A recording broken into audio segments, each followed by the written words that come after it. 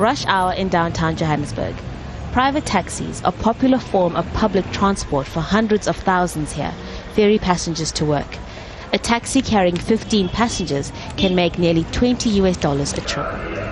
Not only are they competing among themselves for clients, working up to 16 hours a day, but now they say their livelihoods are threatened by the new, cheaper buses recently introduced by the government. The government is not actual, I can say that, because now these cars are too expensive.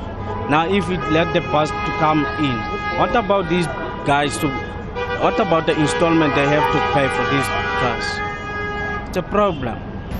Others hope government officials and taxi bosses can find ways to coexist on the roads. They took our job, but now what can we say? Let's leave them, let us work together, then everything will be fine. The reason why these buses are becoming popular with passengers is because they're comfortable, generally on time, and more importantly, cost less.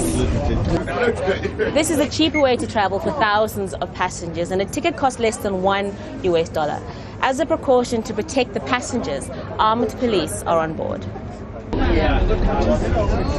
South Africa's taxi industry has a history of violence. Just this week, a policeman and a passenger were wounded when the bus they were traveling in was shot at by angry taxi drivers.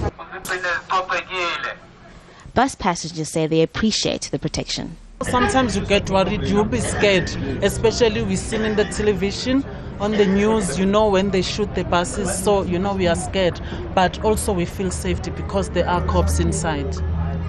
One of the buses got shot and a couple of people were hurt, it scares me, but there's nothing I can do. It saves money for me. Until transport tensions die down, some of the buses will be escorted by the police, who are also guarding bus stations in the Soweto township.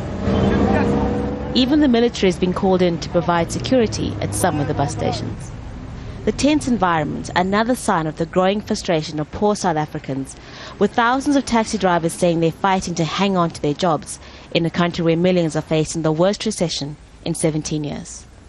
Haru, Mutasa, Jazeera, Johannesburg, South Africa.